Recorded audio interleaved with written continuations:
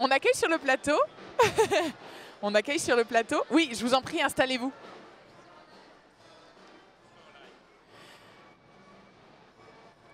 Allez, en live, on accueille sur le plateau l'abbé Loiseau. Alors, messieurs, mon père, messieurs, et monsieur Bezou.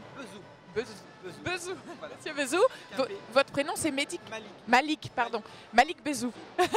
Malik Bezou, l'abbé Loiseau, qui viennent de prendre place tous les deux sur ce plateau. Vous allez devoir vous prêter le micro. J'espère que ça fera un bon entraînement pour partager le temps de parole. Alors, ces invités de grande qualité ont animé ce matin une table ronde qui s'intitulait, si mes souvenirs sont bons, évangélisation des musulmans et dialogue interreligieux, est-ce que c'est compatible? Je vais vous donner la parole à vous, monsieur Bezou. Vous clôturez, vous avez fait les 3 jours du congrès Mission. Vous avez pris part pendant 3 jours en tant que musulman à un congrès chrétien. En gros, qu'est-ce que vous faites là? Alors, pourquoi ça vous touche? Pourquoi ça vous intéresse de venir à ces 3 jours de congrès sur la mission? Bon, alors, en vérité, moi, j'étais présent seulement cette journée. Voilà, donc cette matinée et puis toute l'après-midi, jusqu'à maintenant. C'était une journée, ça compte pas pour rien. Oui, mais cela dit, pour la question, enfin la réponse pour moi est évidente. Je suis, être avec des chrétiens me fait énormément plaisir. Là, j'étais, sans parler du débat que je considère comme important dans notre société où effectivement vivent des communautés diverses, débattre, échanger avec sérénité, avec intelligence et pourquoi pas avec amour. Je pense que c'est vraiment le défi à relever. Et puis par ailleurs, l'idée d'être... moi j'étais dans l'église, j'écoutais les chants, etc. C'est juste magnifique. Donc c'est un immense plaisir. Il y avait cet après-midi effectivement la dimension, je dirais, chant religieux. Très très belle. Et puis ce matin, effectivement, on était dans le débat, mais un débat de qualité pour avancer, pour comprendre, et on en a absolument besoin.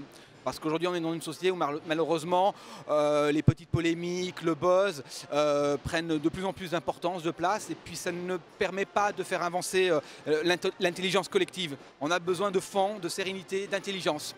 Voilà. Et vous, monsieur l'abbé, vous étiez à cette conférence aussi ce matin. Est-ce que vous avez senti, comme monsieur Bezou, que ça a avancé, qu'on a fait un pas? À quoi ça sert des conférences comme ça dans un congrès mission? Il est toujours essentiel de mieux comprendre nos frères musulmans, surtout quand nos frères musulmans font l'éloge du christianisme, ce qui est quand même rare, et de notre civilisation chrétienne.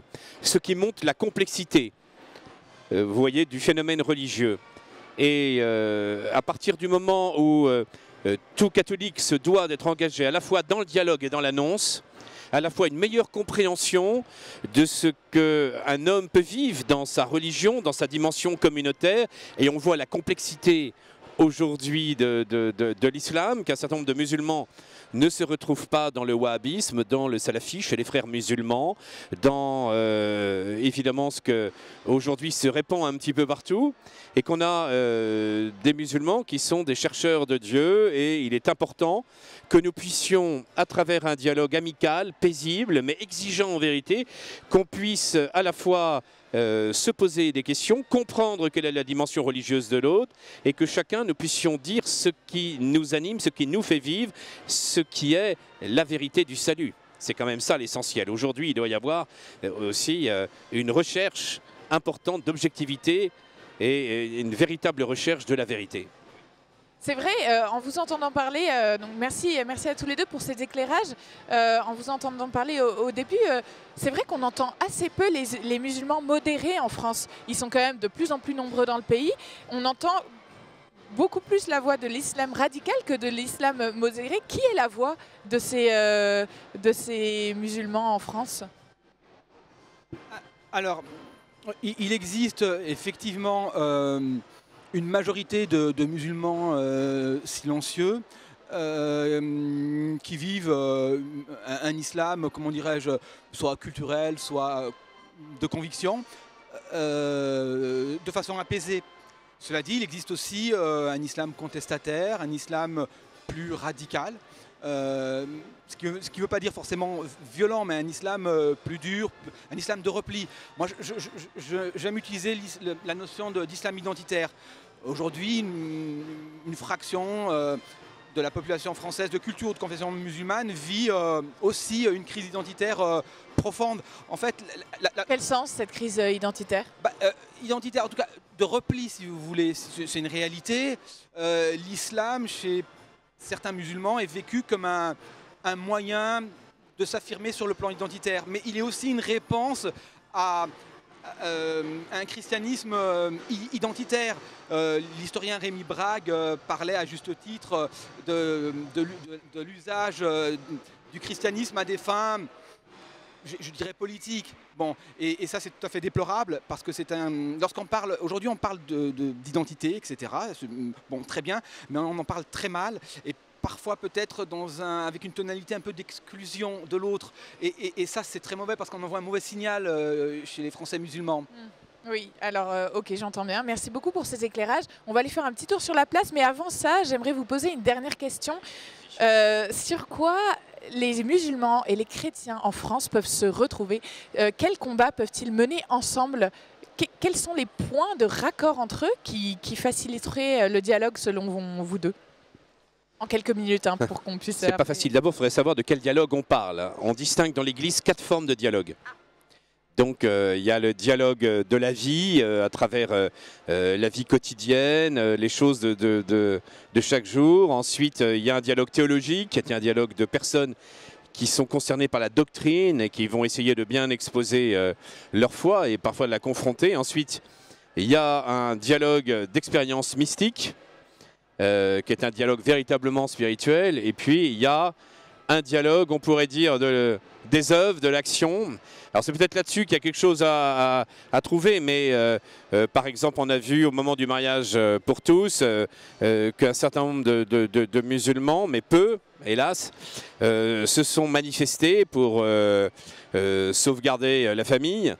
Et il y a certainement d'autres domaines où cela pourrait évidemment avoir lieu. Et puis il faut qu'on continue peut-être un peu de s'interpeller, parce que je crois que dans une société qui est profondément sécularisée, où la laïcité est souvent agressive, eh bien, des gens qui ont le courage de dire leur foi en Dieu, capables de prier publiquement.